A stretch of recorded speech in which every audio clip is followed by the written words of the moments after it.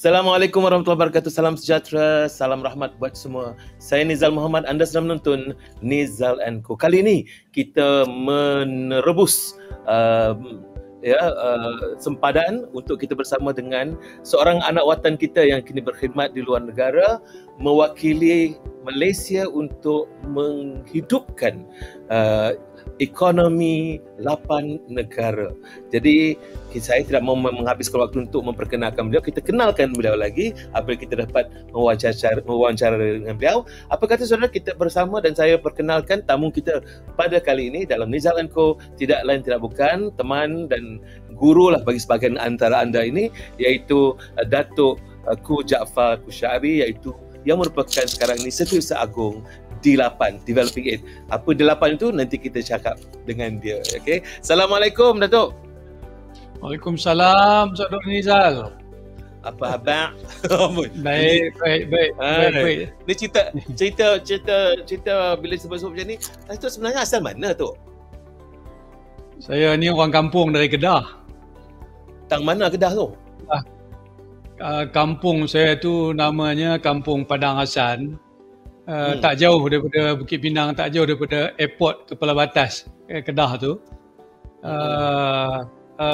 In between apa orang kata Jitra dan Alostak. Dia. Baik. Dalam daerah Parlimen Pokok Senar. Pokok Senar tu dia. Baik. Datuk, kita mengenali agak lama juga. Saya mengenali Datuk dalam satu program yang saya buat kebetulan pula mereka hantar saya ke Mesir dan saya bertemu dengan Datuk di sana. Itu tahun 2000 lebih lah kan. Jadi bila saya berjumpa dengan Datuk, kita ingat tak Datuk, kita duduk di tepi Sungai Nil, kita bersembang panjang berjam-jam lamanya. Daripada pagi patutnya kita breakfast ataupun sarapan, dia terus sampai ke makan tengah hari. Jadi banyak cerita tentang yang saya dapat tentang Datuk ini adalah tentang keprihatinan Datuk tentang maslahah ataupun kepentingan masyarakat umum, khususnya masyarakat yang dinamakan D8 ini ya, khususnya lah kan. Jadi ketika itu kita pun dengan secara khusus Datuk akan menjadi Setiausaha Agung D8, sehinggalah Datuk menjadi Setiausaha Agungnya, dan saya kebetulan dapat menemui bual Datuk 8 bulan setelah Datuk memegang jawatan itu. Dan ironisnya sekarang ni 8 bulan sebelum Datuk meninggalkan jawatan itu, kalau jadi, iaitu pada bulan 12 tahun ini kita jumpa lagi. Jadi saya tak tahu, ini mungkin petanda baik barangkali. Mungkin Datuk dapat jelaskan bagi kawan-kawan kita, bagi orang kita yang mungkin tidak mengenali D8 tu Datuk. Mungkin Datuk dapat cerita khususnya apakah itu D8, kok orang Pokok Senar nak tahu ini anak dia ada di sana. Apa cerita ni? Boleh Datuk ceritakan? Boleh. D8 ni dalam bahasa kita panggil pertubuhan 8 negara membangun untuk kerjasama ekonomi. Jadi maksud kerjasama ekonomi itu memang hanya untuk kerjasama ekonomi lah. Jadi dia dianggotai oleh 8 negara Islam yang besar, yang punya ramai penduduk, dan negara-negara yang dianggap maju dalam dunia Islam. Jadi negara-negara ini ialah kalau kita mula daripada Malaysia, Indonesia, naik ke atas Bangladesh, Pakistan naik turun ke Iran turun ke Turki, Turki turun ke Mesir turun ke Nigeria. Ini 8 negara Islam yang banyak menurun tu. Banyak menurut tu. Dan jadi dia ditubuhkan pada dalam tahun 1997, Jun 15, 1997. Idea ini datangnya daripada bekas Perdana Menteri Turki, Profesor Necmettin Erbakan. Jadi pada tahun 1997 ni 8 ketua negara, termasuk pada masa itu Perdana Menteri kita pada masa itu Tuan Dr. Mahathir yang menghadiri, Presiden Soeharto, dan ramai daripada mereka dah meninggal. Yang masih hidup rasanya pengasas ini hanya tinggal Tun Dr. Mahathir, and then uh, Perdana Menteri Bangladesh sekarang, TYT Sheikh Hasina, dan bekas Perdana Menteri Pakistan Nawaz Sharif. Jadi 3 orang ini masih lagi hidup asasnya. Jadi apa yang dibuat, tujuannya kita tubuhkan ni sangat mudah saja. Satunya kita nak lihat bagaimana negara-negara 8 ini boleh mencapai pembangunan ekonomi yang pesat, economic growth, ya. Yang keduanya kita nak tengok bagaimana kita boleh mengangkat taraf kehidupan rakyat negara di 8. Dan yang ketiganya kita nak menjadi satu suara dalam peringkat global ataupun ekonomi global. Jadi ini 3 tujuan dia yang utama untuk kita bergerak ke depan lah. Dan kemudiannya pemimpin-pemimpin ni meletakkan mula-mulanya 6 sektor kerjasama dalam bidang-bidang, pertamanya bidang perdagangan, kemudian dalam bidang industri, dalam bidang pengangkutan, dalam bidang pertanian dan keselamatan makanan, dalam bidang pelancongan, dan dalam bidang tenaga. Jadi ini 6 area lah, ataupun 6 apa orang kata sektor utama yang sektor. Ya, dalam bidang yang penting bagi kita. Ya. Jadi itulah secara ringkasnya, dan kalau nak jelas lagi nanti buka website kita. Dalam tu ada juga maklumat-maklumat ringkas yang kita letakkan, iaitu dalam D8 Organisation for Economic Cooperation. Bagi artinya mungkin bila kita kata begitu, Datuk, sebelum Datuk masuk dan selepas Datuk masuk tu, ada banyak perubahan. Kita pernah bincangkan ini dulu masa mula saya menemui Datuk dalam untuk ruangan pojok saya di dalam Malaysian Business. Saya ada bertanya Datuk tentang di 8 sebelum ini lesu ataupun sepi. Saya kata lesu pun tak baik juga. Tapi kalau katakan sepi dan terlalu rasmi-rasmian, tetapi setelah saya melihat perkembangan sekarang ni, dia sudah berubah. Kerana waktu saya jumpa dengan Datuk itu pun Datuk sebut tentang ingin melakukan perubahan. Mungkin Datuk dapat jelaskan sedikit apakah perubahan-perubahan yang berlaku di dalam D8 itu, daripada rasmi-rasmiannya, banyak bersifat kerajaannya, tetapi sekarang ni sudah berbeza, lebih tertumpu kepada jiwa yang lebih bersifat keusahawanan ataupun perdagangan dan sebagainya. Mungkin dapat Datuk jelaskan, Datuk? Ya, kita sekarang ni sudah 24 tahun tertubuh. Taklah terlalu tua ataupun taklah terlalu muda. Tapi kalau dibandingkan dengan pertubuhan-pertubuhan atau masa yang lain tu, kita masih dianggap orang muda lah. Dan apabila ditubuhkan pada tahun 1997 itu, kita mungkin pada masa itu sibuk untuk meletakkan asas yang utama dalam konteks perlembagaannya, dalam konteks bagaimana kita nak melaksanakan program-program. Jadi bagaimana kita nak menghubung kait ataupun meletakkan satu asas untuk bekerjasama dengan badan-badan antarabangsa yang lain. Jadi banyak perkara-perkara ataupun platform itu terpaksa ditubuhkan. Dan oleh kerana dia merupakan satu organisasi kerajaan-kerajaan, jadi dia melibatkan agensi-agensi kerajaan pada masa itu. Walaupun dalam perlembagaan kita banyak berkata untuk kita maju ke hadapan, kita tak boleh lari daripada hakikat kerjasama ekonomi yang melibatkan pihak swasta. Tapi mungkin itu pada masa ketika itu tu kita gagal melakukan, mungkin kerana negara-negara kita ni masih di tahap membangun di peringkat awal, dan banyak perkara-perkara itu dilakukan lebih melalui cara hubungan dua arah. Jadi hubungan apa orang kata secara pelbagai hala ni agak kurang pada ketika itu. Dan saya tak mau kata sepi, sebab saya dulu juga menjawat jawatan sebagai pesuruhjaya di 8 bagi mewakili Malaysia bagi membincangkan semua program-program, dan saya ingat pada masa itu saya bekerjasama rapat dengan bank negara kita dan juga dengan pihak institut keuangan kita, IPFIM. Jadi saya bawa mereka ni bersama-sama untuk kita mula memperkenalkan dan mempromosi bank Islam dan juga takaful Islam.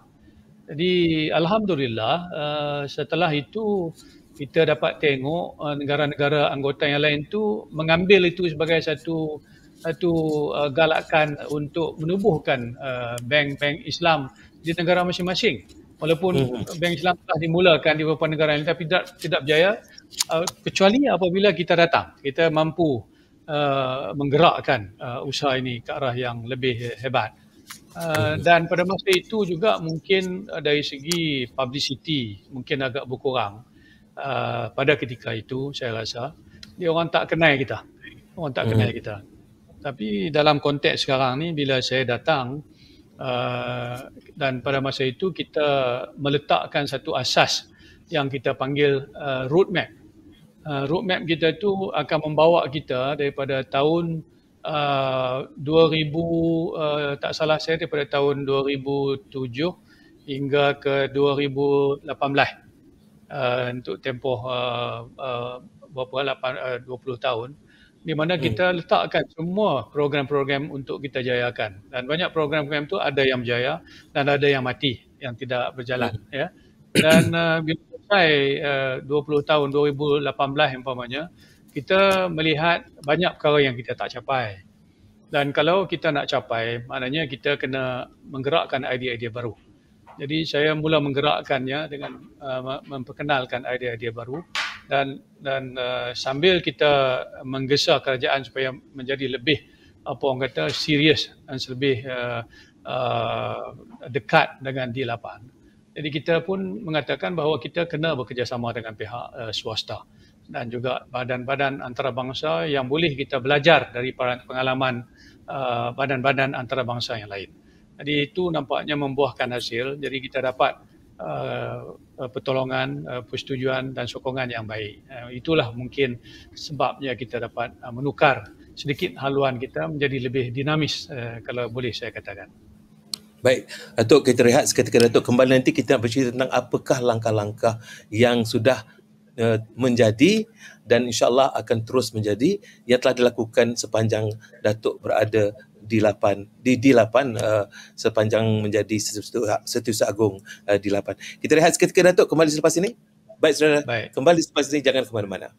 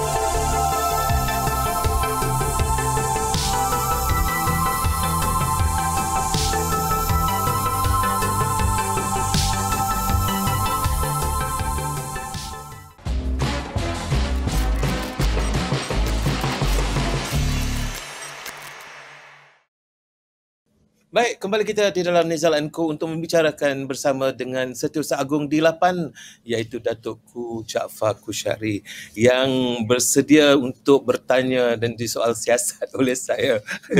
Dan untuk itu yang pertama saya nak tanyakan, sudah hampir habis tempoh ya tempohnya ialah untuk 4 tahun. Ketika masuk dulu dalam bulan Januari lebih kurang, 1 Januari sudah mula menyertai. Jadi sekarang ini dan hujung tahun ini merupakan saat untuk mengucapkan selamat tinggal kepada jawatan, bukan delapan jawatan Setiausaha Agong itu. Cuma saya nak mungkin dapat memberikan gambaran kepada penonton-penonton kita. Saya lihat saat saya berjumpa dengan Datuk pada 2018 itu, kan, dan mendapat maklumat daripada Datuk tentang perancangan dan sebagainya. Tetapi sekarang ni bila sampai nak ke hujung-hujung 8 bulan sebelum Datuk melangsaikan tugasan sebagai Setiausaha Agong di Lapan, banyak perkara-perkara yang disebutkan dahulu menjadi kenyataan. Bagi saya ini satu pencapaian, cuma ramai yang tidak tahu, anak Malaysia tidak tahu, orang Malaysia tidak tahu tentang pencapaian tersebut. Mungkin Datuk dapat berkongsi, Datuk, apakah yang telah tercapai sepanjang Datuk menjadi Setiausaha Agong di Lapan? Terima kasih. Soalan ini sangat penting buat saya kerana dalam hati saya bila saya dilantik menjadi Setiausaha Agong adalah untuk meletakkan satu dinamisme baru kepada ini seperti yang diarahkan oleh pemimpin-pemimpin di Lapan. Jadi memang kita kena kerja kuat dan saya fokus pada 3 bahagian. Yang pertamanya bagaimana kita boleh usahakan penumbuhan idea-idea baru di peringkat sektor, kerjasama sektor ni dalam bidang-bidang tertentu. Kemudian yang keduanya bagaimana kita boleh mengembangkan kerjasama kita dengan badan-badan antarabangsa yang lain, termasuk juga dengan badan-badan daripada Pertubuhan Bangsa-Bangsa Bersatu.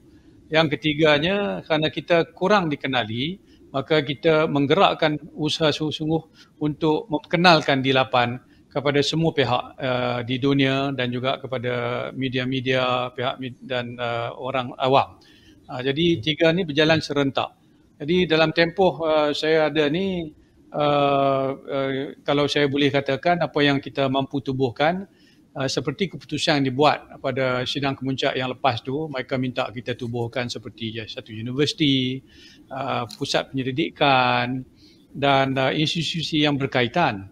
Jadi kalau saya boleh letakkan satu senarai dari segi penubuhan institusi.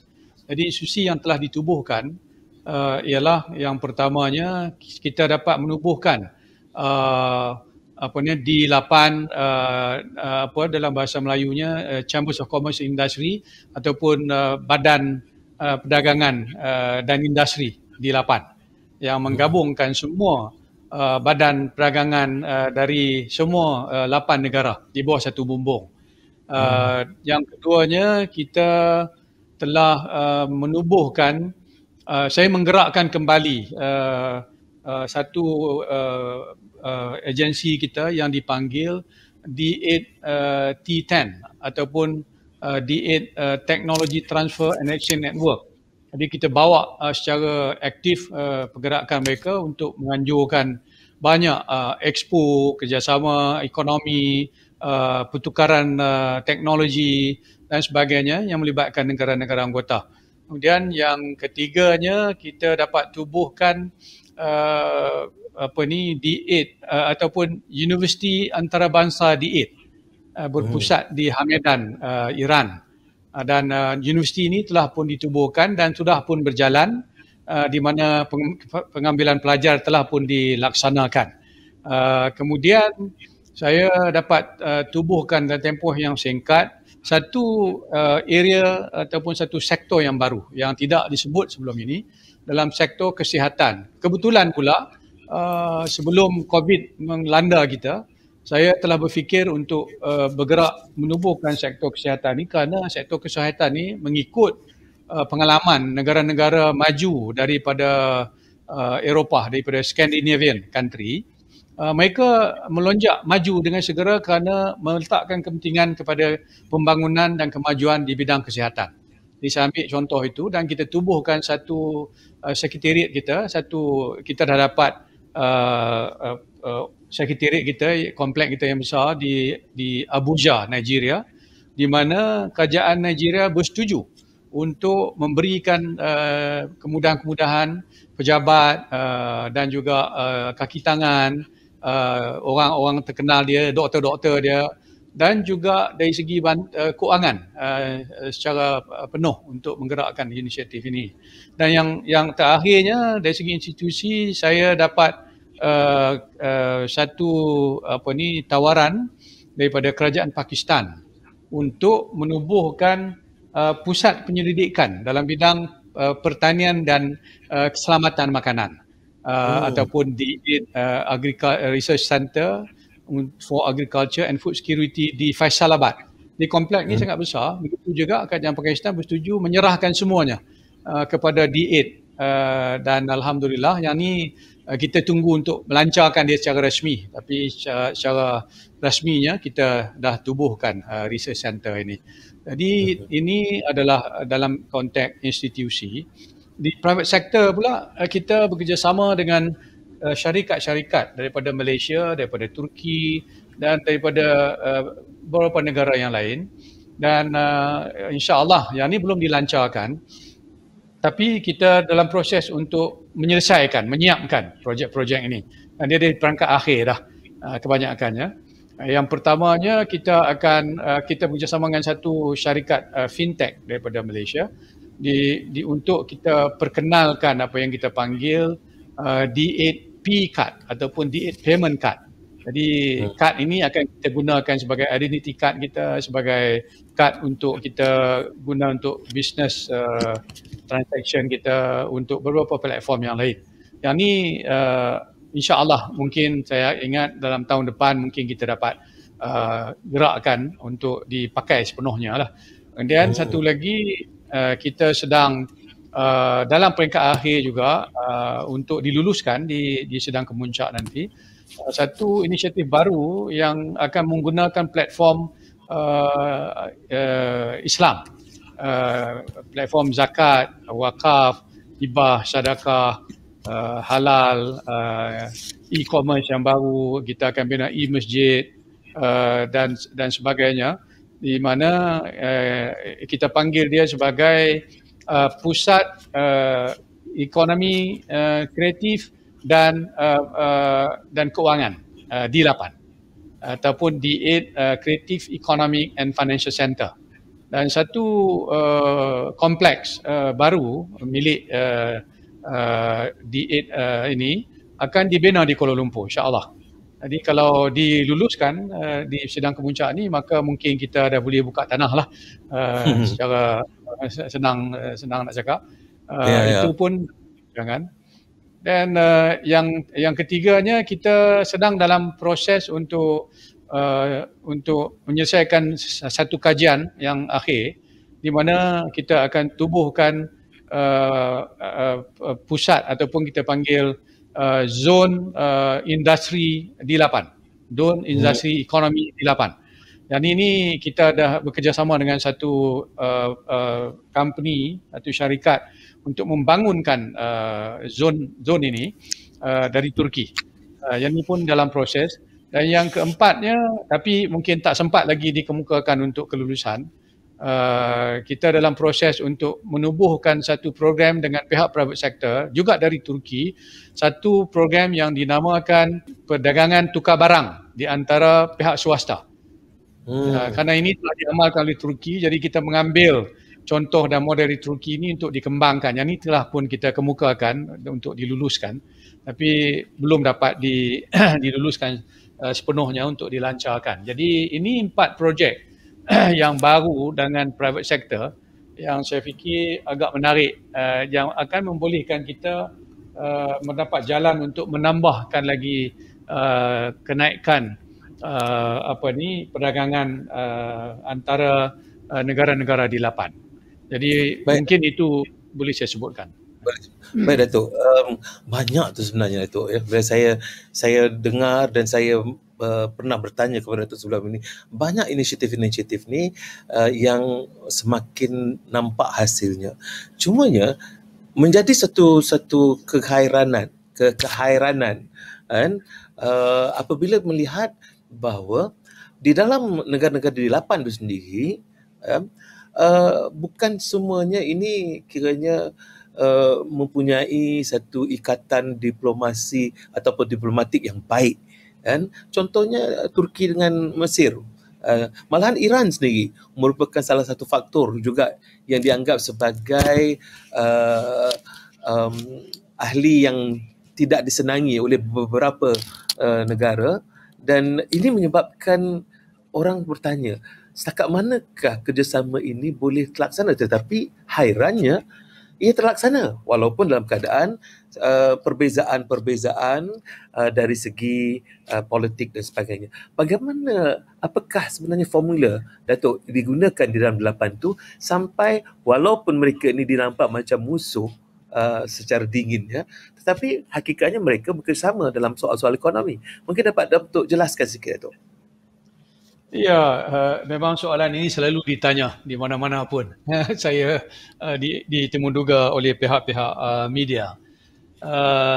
Memang benar ada konflik-konflik secara dua hala, ataupun juga secara pelbagai hala di antara negara-negara anggota kita.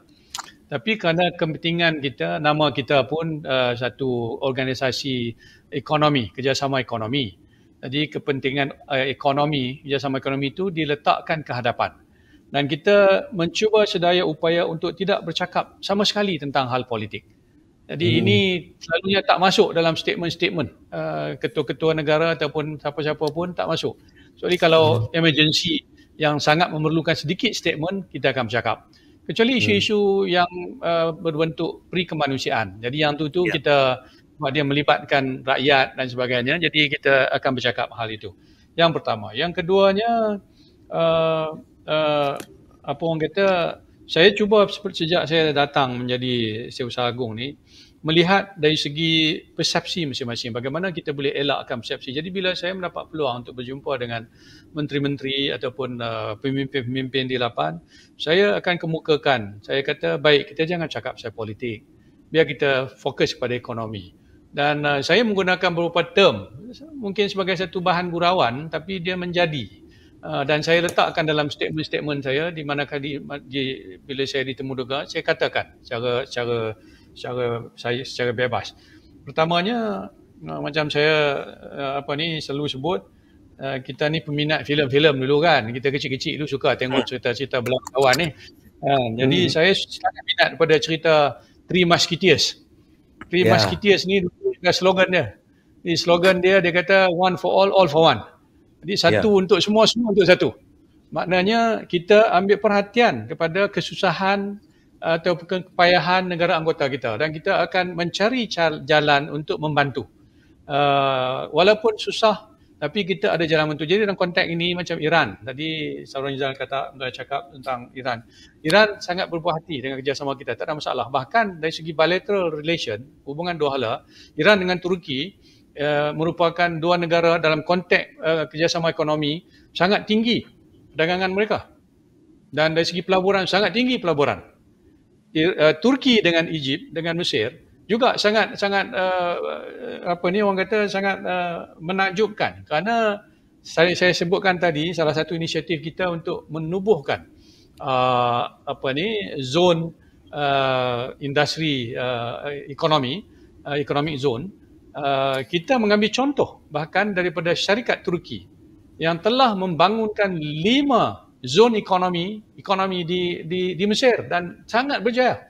Tak kira masa mereka gaduh ke, mereka tak gaduh ke, benda itu tetap berjalan, dan mereka meletakkan satu sempadan bahawa ini adalah kerjasama kami dan tidak boleh terjejas dengan masalah hubungan dua hala di peringkat politik. Dan kita menggunakan model ini pula untuk memperkenalkan kepada negara-negara di lapan yang lain. Jadi itu bukanlah satu persoalan. Dan satu lagi, kita meletakkan satu terma baru yang kita panggil kemahuan untuk bekerjasama ataupun cooperations of the willing. Jadi siapa-siapa yang ingin bekerjasama, kita bekerjasama. Siapa-siapa yang belum bersedia untuk masuk dalam program projek ni, duduk diam-diam saja. Jangan komplain apa-apa, jangan komen apa-apa.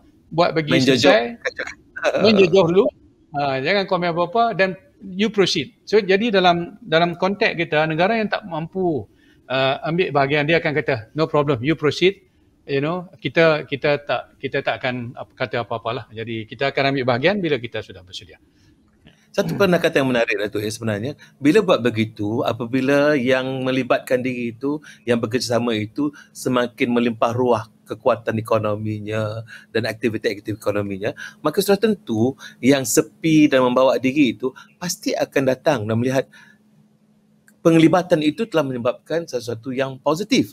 Jadi saya fikir pendekatan itu sangat menarik. Jangan dipaksa orang yang tak mahu, tetapi apabila orang tak mahu melihat akibat pada tidak terlibat, maka mereka akan menjadi sepi dan tepi. Jadi ini akan menyebabkan mereka mahu melibatkan diri. Baik Datuk, kita rehat lagi sekali untuk kita masuk kepada pusingan terakhir yang saya nak, apa kaitannya semua ini dengan kita, khususnya di Malaysia. Jadi kita rehat dulu Datuk semua, dan kita kembali selepas ini dalam Nizal and Co.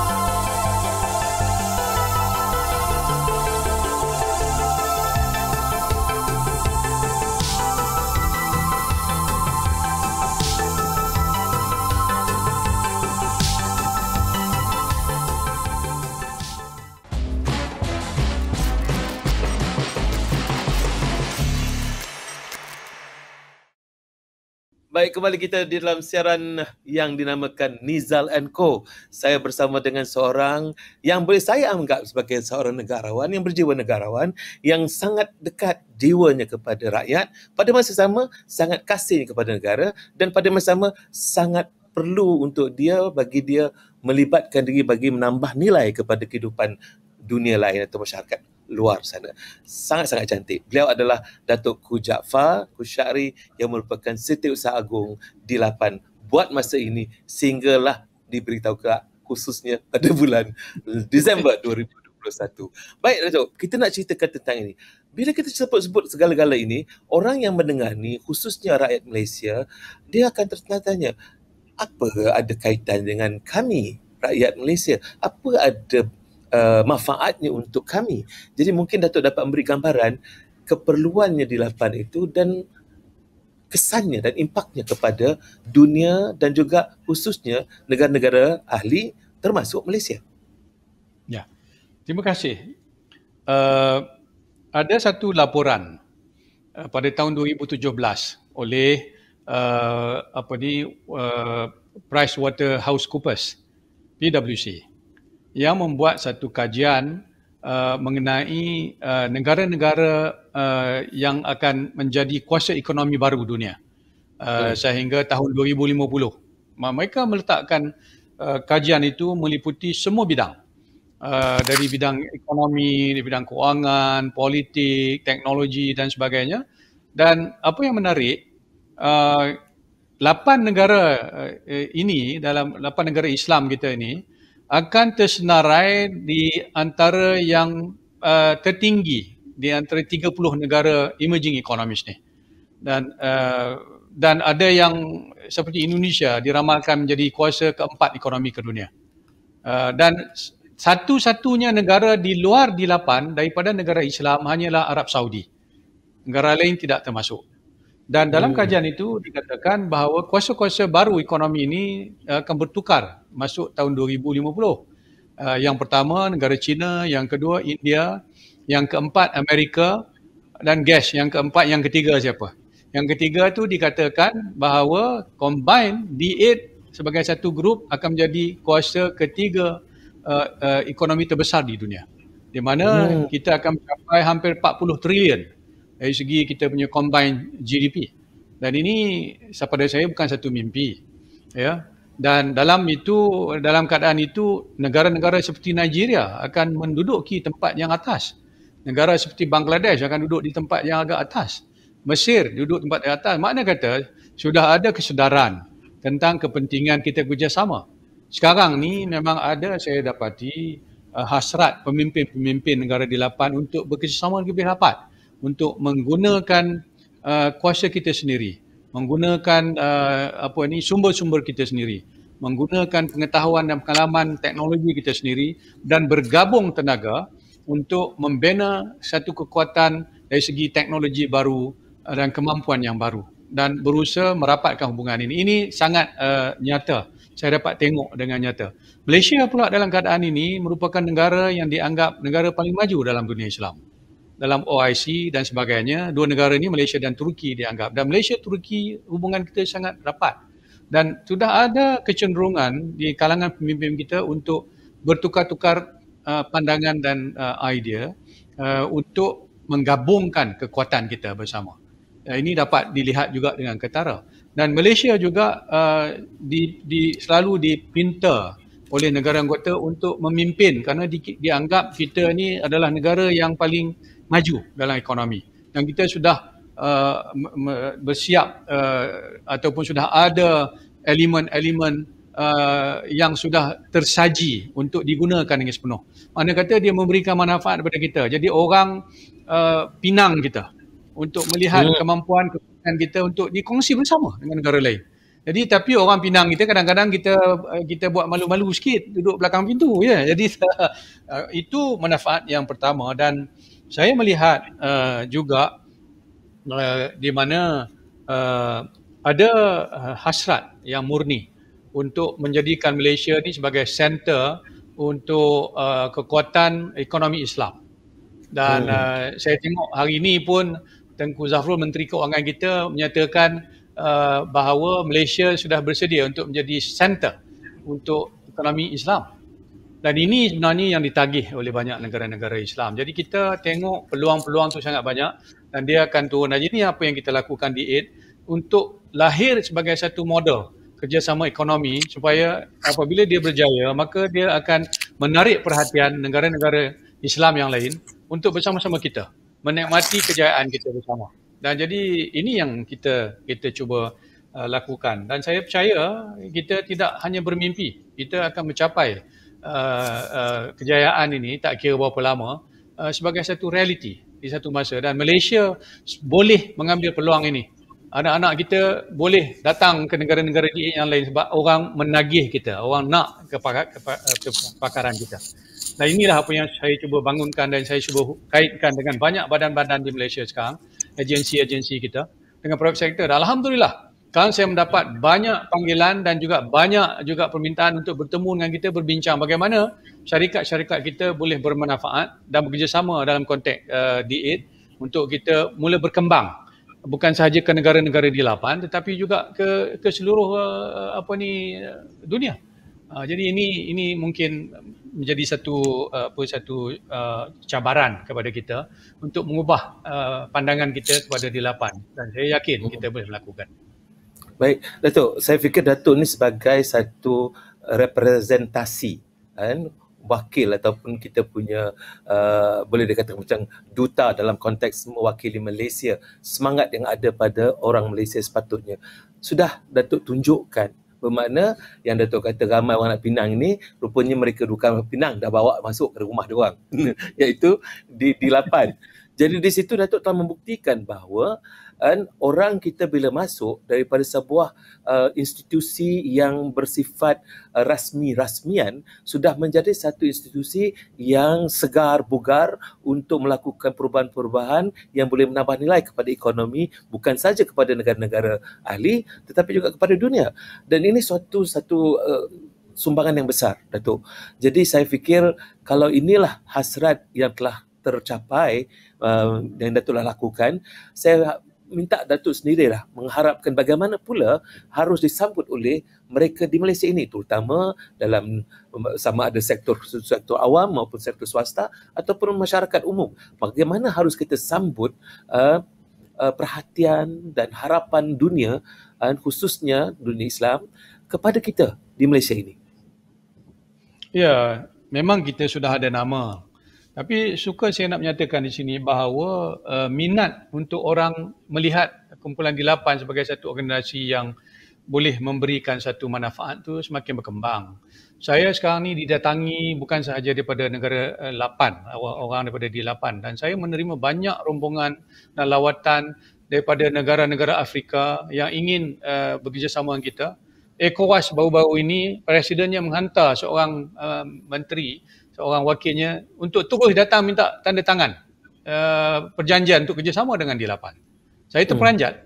Kita sign dengan ECOWAS ataupun Pertubuhan Ekonomi Afrika Barat. Kerana dia melihat bahawa kita menggerakkan satu cara baru. Saya menerima banyak kumpulan-kumpulan daripada UK yang juga dianggotai oleh ramai orang-orang Islam yang menerjui banyak pertubuhan-pertubuhan yang besar. Saya dilawati oleh ramai businessman daripada Eropah yang datang menyatakan, "Sir, we are happy to see there is a platform. And we are having this platform. We are going to use this as a platform untuk kita berkembang lebih maju dan kita kembangkan bersama perkara ini. Dulu kita tak ada platform ini. Di luar sana ada ramai orang yang mencari satu platform. Platform itu tidak dibina walaupun kita ada badan pertubuhan yang lain banyak kan, tapi dia tidak membentuk satu ekosistem di mana kita boleh tunjukkan bahawa kalau kita bekerjasama dengan hubungan rapat di antara organisasi dengan semua kerajaan-kerajaan, dan pada masa yang sama kita juga mengenali pemain-pemain di atas padang. Jadi kita ada elemen itu, elemen mengenali both government dan private sector. Saya dengan Pakistan sekarang, Pakistan alhamdulillah datang terus daripada Tuan Utama Prime Minister sendiri yang telah menyatakan secara terbuka sokongan penuh kepada D8. Apa sahaja D8 buat kita akan bersetuju.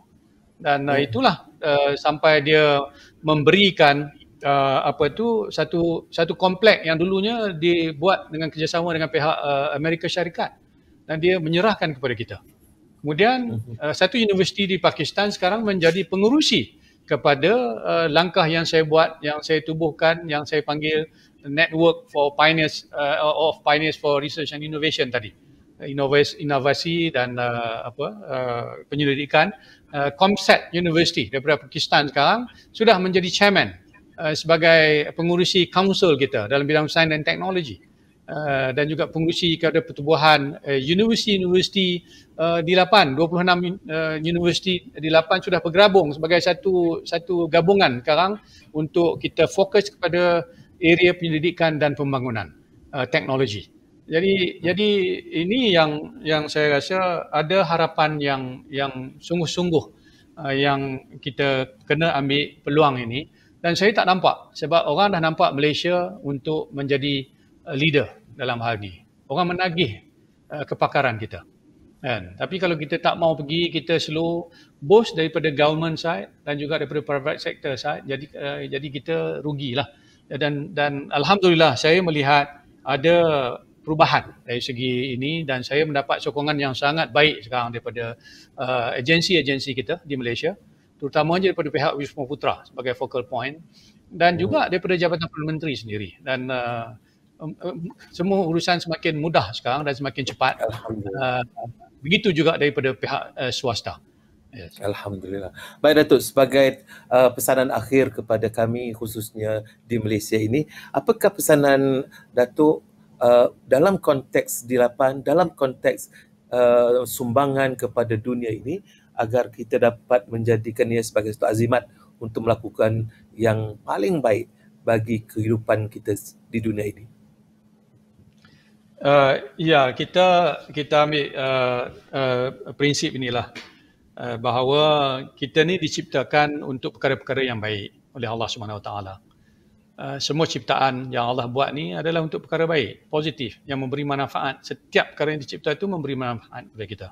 Jadi kalau kita mau renung lebih jauh kepada perkara itu, mari kita bergerak secara positif. Dan kita letakkan semua asas ini sebagai satu asas baru untuk kita bergerak jauh. Jangan kita buat benda yang akan merosakkan kita.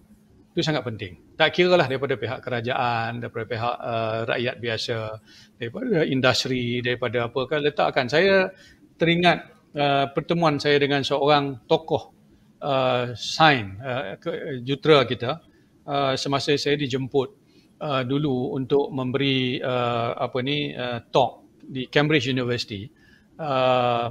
Dan saya bukan di Cambridge, di Kastamonu University di Turki. Di mana mereka minta saya bercakap tentang peradaban Islam dan Ibn Sina. Dan profesor ini yang sangat terkenal namanya, boleh kita tengok di website, namanya Profesor Salim Al-Hasani. Dan dia sangat terkenal di dunia. Sampai National Geographic pun mengambil programnya itu sebagai satu invention baru dalam dunia baru. Dan dia menulis sebuah buku hasil pengkajian dan hasil reinvention engineering yang telah dibina sejak beribu-ribu tahun lamanya. Daripada zaman Yunani, daripada zaman Hindu, zaman Buddha, zaman Cina, zaman Kristian hingga ke zaman Islam. Dan dia melihat dan dibuat balik semua tu dan dia mengeluarkan satu falsafah. Dan dia menyatakan bahawa kegagalan kita hari ini mungkin satu pertama kerana kita tidak mengenal siapa diri kita. Apa tujuan kita lahir ni yang pentingnya. Apa tujuan kita untuk kita meneruskan kehidupan, untuk apa sebenarnya? Yang itu mungkin kita gagal dan dia kata, lepas tu saya duduk berdua dengan dia minta berjumpa dengan saya dan dia kata pertamanya kita kena ubah pendidikan kita, pemikiran kita. Dan dia kata dia mencipta sampai ke tahap dia boleh mencipta bom atom sendiri dia. Dan dia seorang engineer, dia seorang ahli falsafah, dia seorang ahli bahasa, seorang profesor emeritus. Dan dia juga adalah presiden Yayasan Sains dan Teknologi Eropah. Dan dia adalah orang Islam. Jadi dia kata rugi kita kalau kita tengok kepada pencipta kita, pencipta yang maha agung, mencipta benda dengan penuh cantik. Dan kita sebagai orang Islam kena mencipta benda dengan penuh cantik, dengan penuh kebaikan. Kita buat hanya untuk tujuan kebaikan. Jadi kalau kita boleh buat begitu dengan hasrat dan dengan semangat yang kuat tanpa kita meletakkan perkara-perkara yang boleh menghalang tujuan yang sebenarnya, saya rasa kita boleh mencapai tahap itu. Dan ini saya lihat Malaysia mampu melakukannya. Sebab Malaysia diberi anggapan merupakan satu negara yang sudah maju ke hadapan, yang mempunyai rakyatnya yang penuh adab, sopan santun, yang penuh toleransi, yang penuh semangat setia kawan, yang mengurusi sektor pre-kemanusiaan dengan begitu hebat sekali. Elemen baik sudah ada pada kita. Semua ada pada negara kita. Walaupun kita ada perkara-perkara yang tidak baik, tapi rasanya perkara yang baik yang telah kita bina selama ini sudah wujud dengan cukup hebat. Jadi kita kena lakukan sesuatu begitu. Pada pandangan saya, kalau kita mampu melakukan itu, meletakkan perkara yang positif, lakukan dengan penuh hasrat hati, insya-Allah kita boleh berjaya maju ke hadapan. Dan menjadi insya-Allah bukan saja kuasa ekonomi baru, tapi kita boleh menjadi satu kuasa besar. Saya yakin kita boleh mencapai tahap itu. Baik, terima kasih sangat-sangat Datuk. Pesanan Datuk tu sangat mendalam sebenarnya, yang perlu kita ambil kira dan kita ambil peka, kerana dilahirkan manusia ini bukan sia-sia, ada fungsinya dan dijadikan sebaik-baik kejahatan bukan untuk main-main, tetapi adalah untuk benar-benar berfungsi secara terbaik di muka bumi dia ini. Kita jangan fikir sempit, kita kena fikir luas. Kita harus memikir bahawa kita ni serba berperanan dan serba mampu kerana kita dijadikan sebegitu. Dan saya percaya semangat yang telah diberikan oleh Datuk itu dapat dihimbau oleh kita semua, dan insya-Allah kita akan membuktikan, akan menghayatinya menjadi manusia yang meningginya tidak akan membuang budi, merendahnya tidak akan membuang maruah, Datuk. Baik, terima kasih Datuk. Insya-Allah di Lapan dan Malaysia akan juga merupakan antara yang memegang obor kebangkitan ini. Saya anggap ini sebagai the awakening of the neo economic giant of the world. Maksudnya ialah kebangkitan gergasi neo ekonomi dunia baru yang akan bangkit, dan bangkitnya itu di dalam crescent yang dikatakan tadi, bulan sabit tadi, suasana yang bakal kita lihat akan berlaku. Baik Datuk, insya-Allah kita akan jumpa lagi Datuk. Selamat untuk Datuk lagi berterusan bekerja sebagai Setiausaha Agung di Lapan, membawa artinya obor Malaysia sekali dengan masyarakat Muslim sekali, dan insya-Allah kita akan jumpa lagi Datuk. Terima kasih. Sama-sama. Dan sampai di sini saja kita dapat bersama dalam Nizal Nko. Kita akan kembali nanti dalam siaran yang akan datang.